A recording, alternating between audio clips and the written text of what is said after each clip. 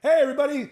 Welcome to this episode of Do-Gooders. And today I am super excited to have my old buddy, James Corbett with Project Refit on the show. James, thank you so much for coming on, man. Been a while. My pleasure. Yeah, it's been a little bit. We've known each other a long time. Jersey Man Magazine, yeah. right? Yep, I know yep. you guys were the beneficiaries of one of our first fundraisers with Jersey Yes. Man a couple years ago at their That is Christmas right. party.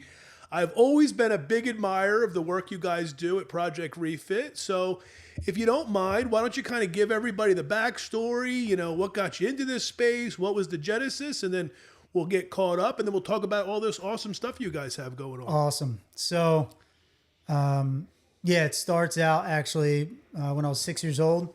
Oh, we're going back. We're gonna Okay. we're gonna do the origin story, and I'll make sure it's succinct. I've been doing it for a little while now. So, 6 years old, knew I wanted to go into the military, and I actually wrote to a specific unit for literally 6 years old until I was 14, and then I stopped writing to them and. To really focus on just like working out, whatever. But I always wanted to stay focused on that. So your first goal. pen pal was the United States Army. Well, Navy. Did anybody write you back? Yes, they wrote me back. I was probably somebody in the Navy's favorite young guy because like, That's this really guy's cool. guaranteed, you know. Do you have Yeah. any of those letters? No, I don't have any of those letters. Actually, I don't know. Maybe my parents have some. I don't. I have no idea. That'd be I pretty never cool. asked. Yeah. Fast forward in high school, working out, doing a thing, wrestling, baseball, focused on wrestling. And I actually ended up hurting I did martial arts and everything like that too for a while, which that here, South adds Jersey? into this. Yeah. Which adds into everything too. So, my senior year, I actually ended up destroying my leg. I tore my adductor off of the bone. I still don't have a muscle in my inner thigh. I don't know there. what an adductor So is. the adductor Sounds is bad, your though. it's your inner muscle that connects to your torso. So it actually connects your top and your bottom So an together. important one. Yeah, it's stability. It's a stability muscle. And I didn't tell anybody. That's the key. I didn't tell anybody that I tore it, and I kept on going This through is a the dumb pain. question, but I mean, how bad did it hurt? It was. I actually remember the day it happened. It was excruciating. Now, But what was why not tell anybody? Why not get treatment?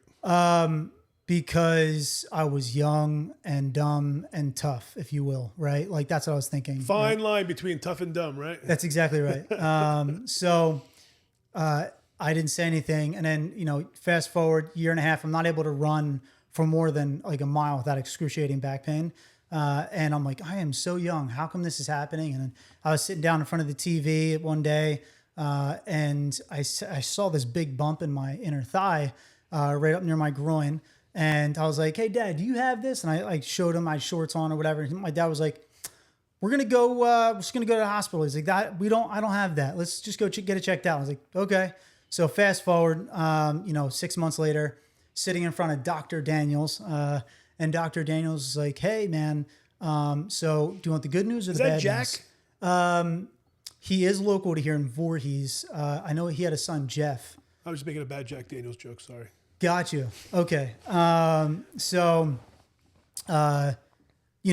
think it was actually Jeff, by the way. But anyway, yeah, I get you. So Dr. Daniels is like, hey, man, like, do you want the good news or bad news? And I was like, give me the good news first. Why not? Right. And I'm sitting there with my dad. And he goes, so you don't have cancer. And I was like, that was an option. Like I turned to my dad, I was like, that was an option. Oh, they thought maybe it was a tumor? Yeah. So that's how big And how it old are is. you? 19 at that time. That's a conversation at 19. That's pretty crazy. Yeah. What my dad didn't tell me. So I was like, Dad, you didn't like what? That was an option, right? And my father was like, hey, look, I just didn't want to, get any free. We didn't know. I didn't want to, whatever. And I was like, what's the bad news? He's like, well, it's half good, half bad. He was like, one, I'm surprised you're still walking. I don't know how you're walking right now. And I was like, what do you mean? He's like, you tore your adductor from your bone. And in fact, there's a ligament that connects down to the rest of your muscles in your leg and your knee and everything. And it all wrapped up in itself and your muscle grew over that ligament. So if we do any surgeries right now on it, So how long had we it could been from the possibly do time you more hurt damage. yourself to the time you're having this conversation? How much time? A had gone year, by? year and a half. Oh, that much time. Mm-hmm. So your body just kind of adapted. Yeah. So I kept on. And I guess that made it worse. Well, technically, my body adapted to the injury. but it didn't help me with my running or like doing anything long. So if I walk for too long of a time period, for example, I will be my back. I'll start limping. Even my leg now? will go dead. Oh yeah, dude, 100%. It's very annoying. Anyway, so that was the end of what I knew I wanted to do for my life. I was trying to run to get ready for the military. I wanted to go into the military bad. I wanted to fight. I wanted to be a part of it, that whole thing, right? I wanted to serve alongside those guys, right? Men and women. And that kind of tore me up. So I focused all my energy and efforts into school at that point. I ended up at Columbia University for negotiation, conflict resolution. And, it's a lot of study of like mental health. And during a mock negotiation when I was up there, I'll never forget how I had this argument that I made. It was during a mock, negotiation or whatever. I had this argument where I realized that the people sitting, the team or the people sitting across from me, they were withholding information, and I could tell from some questions that I asked.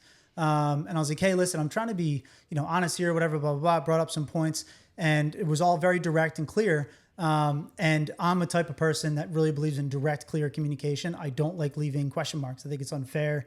I don't like it.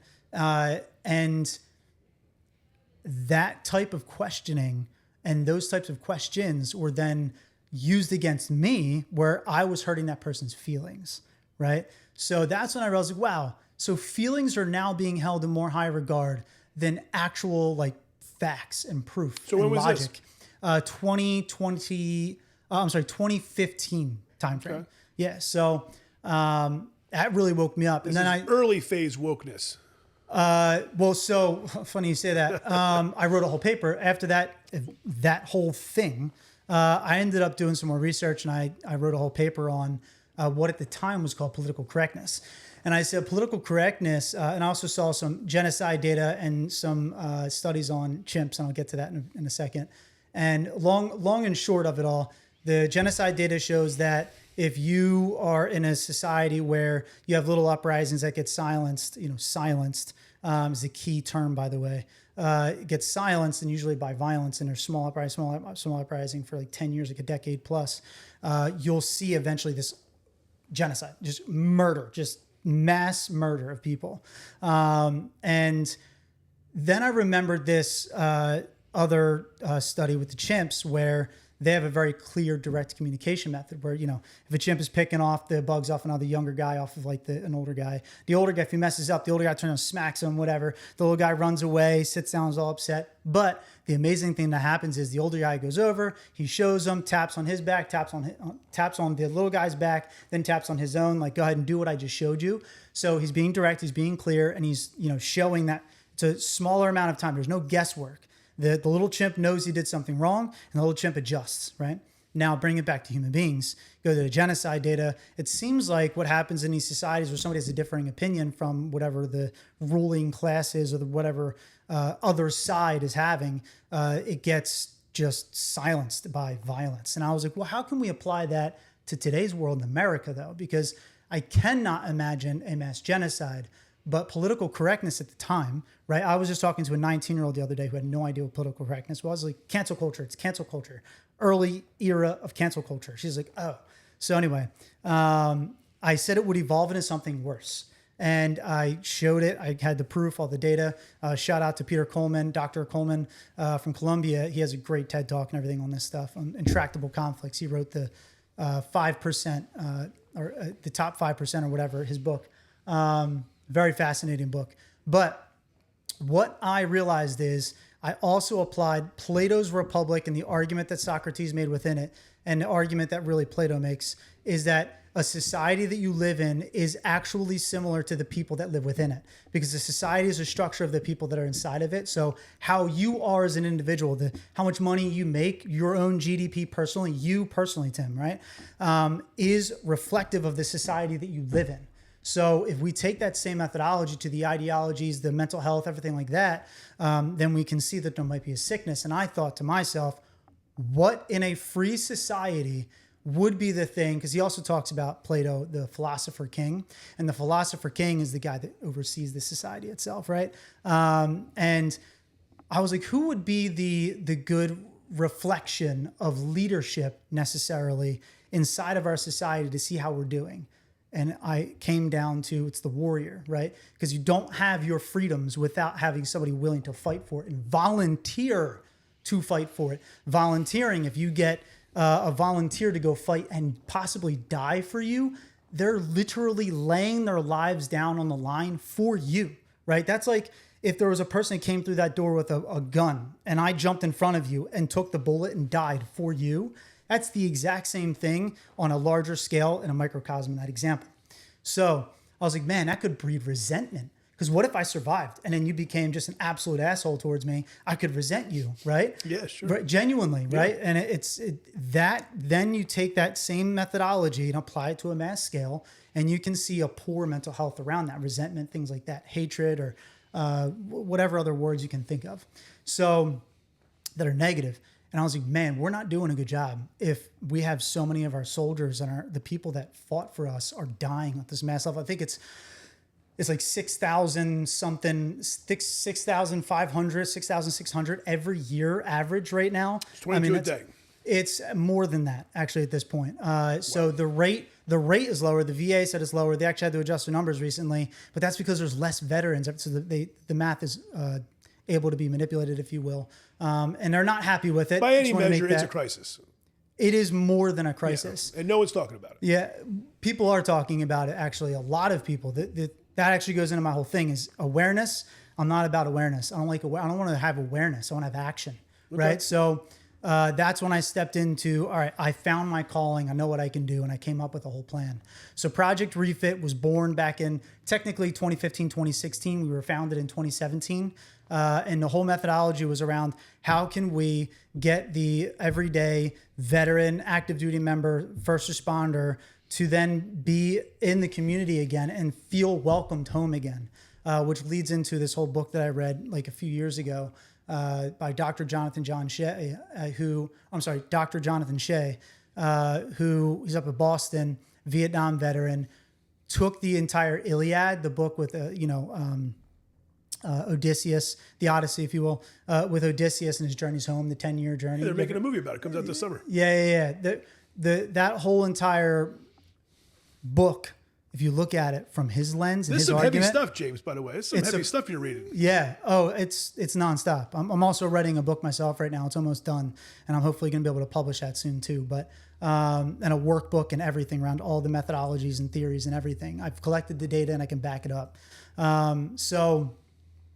Because I was just talking to Candace about this, I've actually come to the realization that I don't think that the current structure, and I've talked to many therapists and psychologists about this, who also agree, but low key agree, that the current structure by which we've set up mental health is not doing any benefit, or is not doing as much benefits as it could, because we're allowing people to ruminate too much. They're not allowed to say a truth to somebody that they're hearing because it could cause harm. That to me is one of the most confusing statements, and it's a legal thing. They're afraid of the ramifications of the law. Like somebody could sue me if I hurt their feelings too bad. And it's actually interesting to see that when you allow a person to tell the truth, you tell the truth to the person, the healing that happens. But I'll get into that. So getting back to the Odyssey, what's interesting about the Odyssey is if you look at it from the perspective that Dr. Jonathan Shea argued, he's like, hey, it's actually, this guy was struggling with sex addiction, drug addiction, anger, alcoholism, and every single island that he went to, or the sirens he went past with all of his men, and the guys that were dying off, it was either through fights or suicide. And he's like, it's been the same thing for centuries that human beings are going through. It's just that the teaching methodologies that we've used throughout centuries and for centuries is through stories. So, and the power of stories, which is my entire theory, is that we need to take these men and women, send them back out onto another adventure, because they've lived this amazing adventure. Become a soldier or a sailor or a Marine or an airman, whatever it may be. And you are living an adventure that less than 1% of this country will ever experience in their lives. Your story immediately has value and you don't even realize it, right? Yeah. So the adventure, every single person's life is an adventure. That is the argument. Every single one. My life right now is an adventure. Your life is an adventure. How we tell the story about it matters. And how we tell the story from the victim or the victor perspective is everything. No matter what happened, literally no matter what happened to you, there's hope. It could be the most horrific thing ever. It could be rape. It could be murder. It could be war. It could be watching your buddy die in front of you and you're carrying his hand in your pocket. Like crazy shit that I've heard. There's hope behind every single story because there's wisdom that you've gained from it. It's a very similar thing to like Odin, for example. In the story of Odin, the mythology, he loses his eye, and that he lost his eye because he sacrificed his eye. He went through the pain and torment to have that happen to gain knowledge, and that knowledge is wisdom, and his wisdom is then used in the future to help his people, right? So the very similar thing you can apply to the warrior, and that's where I developed the warrior philosopher concept, where it's okay, how do we get these guys to realize that they're not trapped by whatever traumas that they've been through, that they need to work on it from a perspective of how can I gain insight from this to then share with others? And that's the actual active point of our entire nonprofit. When we find a person with our mobile base, we're out in the community, you'll see it pop up again here. We find individuals that need support to send them out on a retreat so they can tell their story from a truth perspective and lens, either about themselves, if they're alcoholics, or if they're addicted to porn, or if they're addicted to whatever, gambling, whatever it might be, or not even just addiction. Maybe they are super depressed all of the time and are super anxious all of the time. Why are you feeling that way? What are you not doing? What is your gut and what is your heart and your mind telling you that you need to do? And why aren't you doing it? Why aren't you moving your life forward and using your story to help other people? That's hopeful.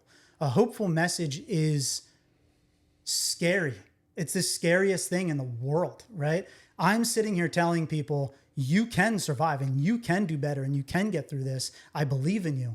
And that's terrifying because you're speaking to the negative side of their mind that wants to say, no way. This is who I am right now. I need to stay here. And that is how you die, right? So the reason why this stuff is heavy is because it is. We're talking about people's lives. This isn't just like and for me, I've personally become more, I've realized in a way, in my communication style, my recognition of people in general, I'm much more aware of a lot because I see and I've learned so much from the veterans and the first responders that I've spoke to, right? And the active duty members. I have learned so much about the world and the world that we live in that it's like having a smile on my face all the time just doesn't happen anymore. People have definitely noticed, in the networking scene or whatever, it's like, I'm not as like bubbly and happy as maybe I once was. And it's like, yeah, because I know the world now, right? I know how serious this mission is. I've always known how serious it is, but it's at a different level now, right? It's like, can people do hard work with a smile? It's not about that. It's just a personal thing that's happening to me. Because of course they can. They can do hard work with a smile. And I don't think I'm one of those people, right? I mean, how do you feel? I mean, if you don't mind talking about this, yeah. like that's quite a sacrifice. So you're sacrificing your own personal well-being. That's how serious this mission is for you. And you don't think there's a way to find any balance where you can allow yourself to feel a little joy or smile once in a while? That's very depressing. It's very noble, but it breaks my heart to hear that's a trade that you feel you have to make. So just to back up and to push back a little bit. And listen, there's no judgment. I'm not saying right or wrong. No. If anything, I just feel empathy towards you. Yeah, no. I feel happiness and I feel joy. Right. I have my little baby girl's, little bunny in my pocket. I was like, oh, it's great. I definitely feel happiness and joy. It has nothing to do with that. It's just about the mission and how important it is. And I am much more in the mindset of I understand when to feel it, right? It's not just a blissful all the time thing. And I don't think that's a bad thing. I don't want you to feel empathy or sympathy or anything like that for me. I love it. I love being aware. I love being in the know. I love it because it allows me to be a better helper. It makes me much more effective, actually, because I know that I've witnessed people who have there's no hope. I mean, none. And they come out the other side and they're like, damn, my calloused face, the eyes are very critical. The eyes that I now have is something to embrace. And it's a good thing. I feel honestly, it feels more empowering than ever before because I'm so focused. I don't take things so personally. I got to tell you from personal experience, you radiate an intensity Oh yeah. that certainly wasn't there last time we hung out. Yeah. It's because I feel the urgency, right? So I mean, I've never met a Viking, but I kind of feel like I'm meeting a Viking right now. I appreciate it. I'll take that as a compliment. My daughter's name is Freya, so she's a little Valkyrie. Anywho, I feel the urgency, right? I mean, this week alone, we have 3 different guys that we were put in front of this week alone that we're helping currently. We have another guy that we met. We just posted this story out. He said, please do share it because it goes along the whole methodology anyway. That this guy's changing his whole life. And his name is Zach Adam. And we worked with the Taylor Foundation. The Taylor Foundation, Corey Taylor started it. And the executive director, Mary, she forwarded that guy over to us, actually to Wade, one of the other guys in Refit who benefited from Refit. He's actually the guy you'll see all over our social media now, Wade. And Wade introduced Zach to me. We flew Zach out. The next week we were keynote speaking at some mental health symposium down in Delaware. And we actually... Will that be you? Huh? Will you be doing the speaking or? No, I'm telling the story. This happened already. Okay. Yeah. Sorry. So we flew him out to the event with us, and we actually didn't know we were keynote speaking. We just knew we were speaking. I didn't know the time slot or anything. I was prepared, of course, but I didn't know we were like the guys. So Wade and I are up there, and we have Zach with us. And it was great because, again, long story short, getting Zach through everything, like 6 months or whatever. He's going into programs and things like that. He was in our program. We got him to go to other programs. And a woman that was at that event commented on our post that we made this week about this guy. She's like, wow, wait, is this the same guy that was at the da-da? We're like, yeah. And she's like, man, you guys really are doing good work. Good. And it's like, yeah, we've been trying to tell everyone we're doing different good work, right? That's when I get to feel the joy and the happiness, right? That's when, and of course, when I'm with my fiance and I'm with my daughter and stuff, it's great. And real quick, just in case, it's projectrefit.org. Correct. .com? Projectrefit.us. Projectrefit.us. Yep, that's and our people link. can find more storytelling like this and get a better sense of what the organization's going. Absolutely. We're not over. I just want to make sure. Yep. In case you turn off early, make sure you check the site out and you'll learn more specifically what you guys are doing on the daily to change lives. I'm actually revamping our whole website right now. It's going to be even better and nicer and the flow and everything. So yeah, it'll just go there, check it out, donate, please. So we'll wait a few weeks before we put this out, so you have time to get the website up. Hopefully it'll be done this week. Hopefully it'll be done this week. Yeah. But so I'm sorry, keep going. So Zach. So people are seeing the changes right in front of their eyes. Literally. People recognize this gentleman. Yeah. She couldn't believe the change. And that's obviously something you got to be proud about. Yeah, absolutely. And it's, once again, the sense of urgency, passion, all of it, it's more refined and more focused at this point because we know exactly what we're doing, which brings me to the point of we launched out officially all women's retreats too. So we have all men's and all women's retreats. We did some co-eds before. It's not the same. The conversations are different and they're not as impactful. So we have all women's and all men's retreats. And we have Monica Boyd. She's our female women's retreat leader. She's a stud. She's great, and she's making it her own really too, and it's pretty cool. And there's something about when you get to post out a story about a guy like Zach Adam, who I'm more talking about a guy who's and again, I'm allowed to share all this. It's not embarrassing. It's the truth. He was a guy that I brought him in. We flew him in. He broke bread with us. He was at my home, right? We sat around a dinner table, right? And we fed him, we talked to him, and Wade was there. And, a guy that would cry, we worked out together, all that stuff. And he would cry about things he was talking about. He was talking about he's trying to change his life and he feels down and out and there's no hope kind of stuff. And he's still working through that. Right. And it's a process. But the thing is now there's hope. There's hope that has been instilled in his soul and his body. Now he turned his whole life over to Jesus Christ, right? So we're not a religious organization. We're agnostic. But he is an individual that chose to move his life over to Jesus Christ. And we were able to speak to him on that front and from that front. I've had people who believe in Odin, right? And we're talking about we're down to talk to you about whatever, right? We believe in what this country was founded on, which is you can believe in whatever you want as long as you don't want to do harm, and you're willing to die for another person's ability to disagree with you and their right to disagree with you, not agree with you, to disagree with you, Sure. right? That's the key tenet of a freedom, right? Of a freedom of speech, which is thought, which is mind. So we're trying to help people free their minds. So he spoke to us about Jesus Christ, and we spoke to him about Jesus Christ and the Bible and the teachings and things like that he might not have understood. He started working through that, and he's finding himself in his place now where he's able to grow. And he sees the hope. He feels the hope, right? Even when he's down, he's more interacting with his children, interacting with his family, and he's trying to grow relationships with them. And he's just navigating better. Of course, there's progress still needs to be made. We all are, some would say we're all sinners, and others would say we're all imperfect, right? So, and it's the truth. We're imperfect. I'm imperfect, right? And you can't expect perfection from anyone, but you can expect them to be better and do better. And again, that's a harsh statement in today's world, but it's the truth. And the truth has to be said that you can get through. You are more than what you are I don't understand. giving to the world. What's controversial about that message? You'd be surprised. I would be. Yeah. Have we really hit a point where Yes. we can't aspire to improve ourselves? 100%. Keep Yes. hope alive? That's right. 100%. I think Well, that we've reached a point. now I know why you're depressed all day. I'm not depressed. Well, it's Yeah. very sobering point of view. It's Yeah. something I haven't really thought about. Obviously, you spend a lot of time thinking about this stuff. That's really you how you see the current state of affairs? Absolutely. Yeah. I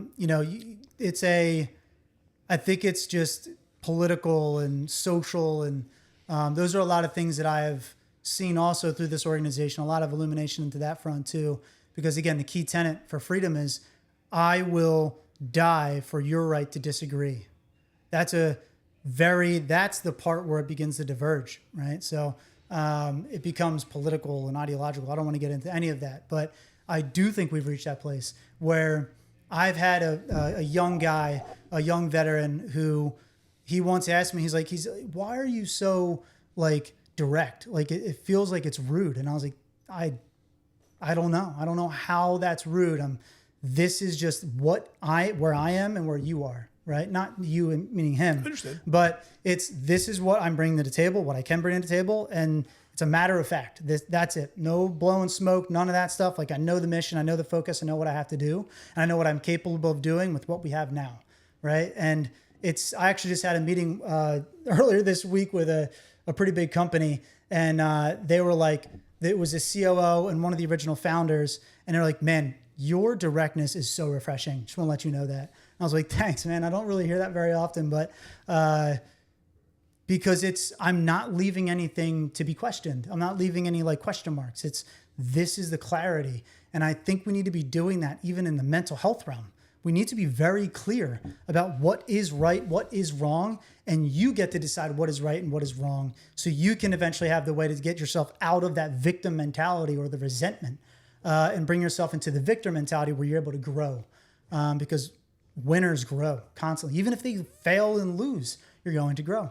And it's a beautiful message. It's wonderful. But to get there, it's very hard. The truth is very painful. I've witnessed one of my favorite stories actually to tell. This is one of my favorite stories to exemplify this.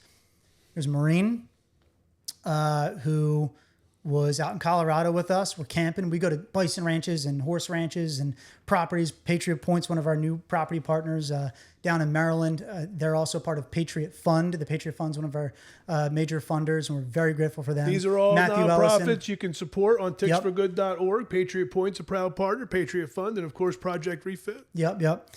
Patriot Fund is a great partner. And We had Matty Ellison in that Matt chair Ellison, not too long my ago. man. Yep, I love Matt. Yeah, I just talked to him the other day about an idea that they're actually executing on internally. I'm like, let's go, which is pretty cool. But anyway, out in Colorado, and we're sitting around the fire. There's a Marine. Long story short, this Marine was dealing with alcoholism. He was sober on and off. He's definitely an alcoholic, and he was sober for, at this point, 7 months and a month earlier, or 2 months earlier, he threatened his kid's life because he was so angry and all this stuff, and like, coming down off the alcohol and everything, and really fighting the addiction. Threatened his kid's life. His kid's 11 years old, and he felt like such a scumbag for that. And we listened to him. And his stories are pretty, you can tell why this dude was struggling, right? I mean, like it totally made sense. The stuff that he went through, the stuff that he endured, and how he was trying to drown it with alcohol, and how he didn't feel welcomed back home by the people that were around him, the civilian citizens, whatever, and others. And the coolest thought came to my mind, and it was, hey man, here's your story that I'm hearing. You threatened your kid's life. You feel like a piece of shit. Sorry, you feel like POS. That's okay. And you know what you can do from this moment forward? When you get home to your kid, sit down with him, truly apologize with your words, and then truly apologize with your actions from that point on. And you have an option now. In the future, your kid's going to have two narratives. Two, my dad threatened my life when I was 11 years old, and he is the biggest POS I've ever met in my life. Or my dad threatened my life when I was 11 years old. He apologized to me, and he is the best friend that I could ever ask for, and I trust him more than anybody in my life. What are you going to use? What story you're going to go for and strive for? Of course, he chose the other one, but he didn't believe it. And that's when another guy, the point of the pyramid model, another guy was there, and when he didn't believe it, this guy spoke up. His name is Rocco. Rocco's now working with Project Refit, actually, and he's our director of operations now. And Rocco was like, hey, man, it's true. My dad did that with me. I think he was 29 or 30 when his dad finally got sober and apologized. So I was like, my dad's my best friend, the best grandfather you could ask for. He's like, he changed his whole life, and I trust him more than anybody now. He's like, you can make that happen now. And what a great time to do it is early in his life instead of later. Because I struggled, because Rocco said I struggled with it for a while. I didn't believe him. I was waiting for the other shoe to drop. And then I finally was like, you know what? I'm just going to lean into it. And it's the best decision I ever could have made, but it is possible. And the hope in his face was amazing. That same gentleman calls us. I can call him at any time. And his name is Mikey from Boston. Mikey from Boston. I call him up. He's nothing but hope, nothing but happy, nothing but, hey man, I'm grateful to be working, have a relationship with my kids and all this stuff. And it's embracing the victor mentality. It's embracing that you aren't stricken to your past and you're not ruminating on your past. You're literally moving yourself forward. It's accepting what was with the wisdom that you now have from it and moving forward with it, right? And how you decide to move forward with it is entirely up to you, as long as you get to not have the resentment and you're not a victim. Well, listen, man, this is obviously some really powerful work and some really big stuff you guys are trying to tackle. Now we got to be real. You guys can't do this without what? Money. Right. 100%. So, folks, you've heard the story. You see the passion here. You hear that lives are being changed. If you want to get involved, if you want to give James and his team the resources they need to change more lives, you got to go projectrefit.us and also tell us about some really fun fundraising events you have coming up. Yeah. So because our mission is to combat isolation, we actually came up with a new type of golf game. And I have to give By the way, I'm very anxious to hear about this because I could not understand it when I tried reading it. So I need you to explain it to me like I'm 5 years old. Sure. So we actually reached out to this company and I have to give them a shout because they gave us permission to actually do this, called the Random Golf Club. Is this it? The Bunker Buster Classic. Bunker Buster Classic. Yeah, we originally wanted to do it where it's a 100-man scramble and everybody's playing, and we looked it up to see if another company was doing that, and this company is called the Random Golf Club. They do a national tour with it, where it's 100 players. They all come out. You shoot. It's 10 people go up at a time at the tee box, and they shoot the ball down. I love golf now, by the way. I've been loving golf for the past couple of years.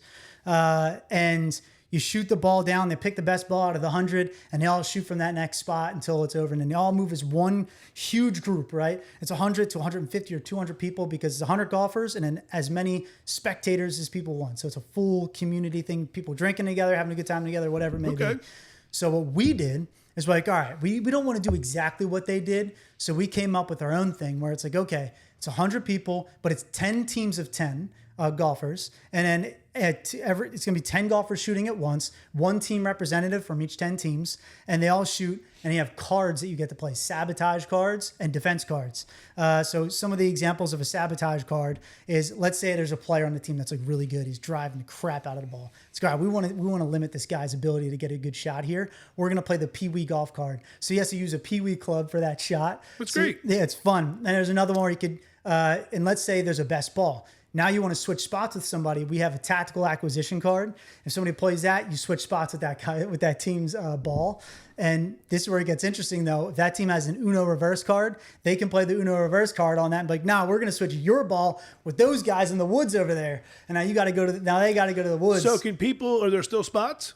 Yes, because this sounds awesome. So it sounds like how so much fun. How do I register for this? Go to our Facebook. Go to search on Facebook. Subscribe to our email list. We do have it on our website as well, and also on Instagram. There's a link underneath of our links. So if I Google Project Refit Bunker Buster, I'm probably going to get the information I hope need. so. Yeah, and there are spots available. Absolutely. Yeah. Sponsors, I assume you're looking for. We need sponsors, golfers. But listen, what a great way for someone to get their brand out there. I mean, this sounds like a really fun, different kind of event. Yes. So, listen, if you're going to sponsor something, why not sponsor an event a little different? You know what's cool, guys? I think we're all a little sick of the standard scramble Same tournament. golf outing all the time, yeah. And I love to play golf. So do I. But it's also like, it's a community event. The other thing that's pretty cool is it's actually not about the team that can get the best golf score. It's about who can acquire the or accumulate the most points. So we have side games too at every single hole. Oh, this sounds great. Dude, yeah, we have side games at the holes. You can throw like long toss, cornhole. Now, what if I'm not that good of a golfer? Can I still come out and have fun? Absolutely. We want you to come out and have fun. Okay, great. So you don't have to be really good to play? No. We also have a thing where if your team raises the most money online, like you're posting out the whole day, making videos, you're going to be able to get points for that. Like every $100 you raise, you get a point, So, and I think there's a discount if somebody signs up right away, right? Yes. I'm probably going to extend it a little bit too, because it goes from $75 a golfer up to $90 because of the cost of everything. And we're aiming to have this be done within 4 hours. And what's the date? July 9th. Oh, okay, it's going to be rotated back on the screen. It'll be in the description here at the bottom of this episode.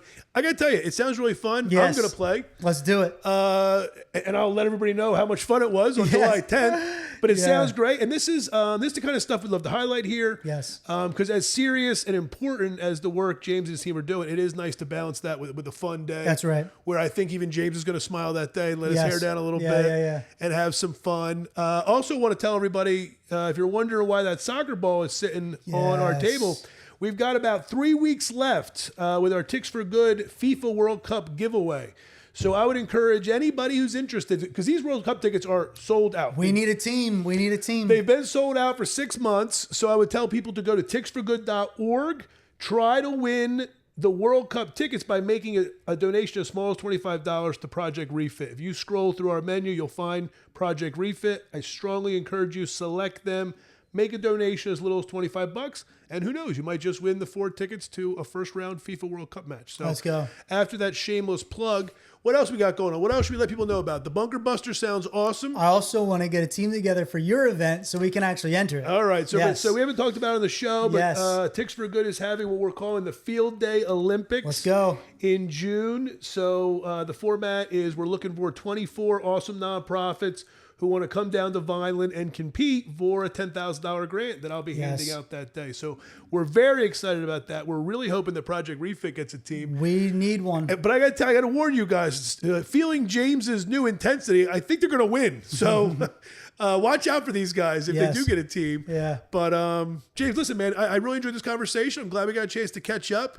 Congratulations on knowing what you want to do and being so happy in doing it, man. Yes. I mean, I meet a lot of people, and I can't say that I've met many people that seem more crystallized on understanding what they should be doing and how they can accomplish it. So I want to thank you, first of all, for what you do. It's incredible. I'm lucky to have a lot of nonprofit leaders in that chair, and I'm always amazed at the sacrifices you guys make and the fact that you're willing to dedicate your life to make the lives of other people better. Yes. So it's a great story. Keep on doing what you're doing. I know Project Refit's only going to get bigger and bigger and bigger. So I please tell everybody, give them some financial support, give them the resources they need, because they can't do any of it without money, right? That's right. It's a necessity. It's unfortunate, but we got to have funding for our nonprofits or they're going to go away. I think something to note is with our mobile base, we have 2 of them now. We have one in Delaware and we have one in New Jersey. It's truck and a trailer. It's one of our number 1 ways of outreach into the community to really build the relationships. We're looking for funding to put your logo on that truck and trailer. So everywhere we go, people will see it. And also our location down in Delaware is along a major highway. It's a billboard right there. We've actually already received 2 inquiries just to refit alone to come out to events because of that location. I think it's on Highway 13. I'm new to Delaware, so I believe it's Highway 13, but it's going down the shore and everything. Great location. And you'll get that exposure right there. Well, listen, one of my favorite things to talk about is to encourage for-profit businesses to get involved in the nonprofit world. Doing good is good for business. I tell people that. And when people know that your brand cares about great causes, they're going to want to do more business with you. Absolutely. So again, James is an easy guy to get hold of. We'll have his contact info down here. If you're interested in sponsorship opportunities, if you want to get a team, or can a person do something by themselves? They don't have to do a whole team, right? So we're looking for teams right now. So team captains, put together your 9 other golfers. If you have 9 friends, that's right. I encourage you to go out to this Bunker Buster. I'm going to do it myself. I'm very much looking forward to it. And listen, man, thanks for coming on. Keep up the good work, dude. Absolutely. Seriously. And again, folks, please consider either going to projectrefit.us or ticksforgood.org. Make a small donation to these guys so they can keep up the great work. Thank you. All right, buddy. Thanks for coming on, man. Absolutely.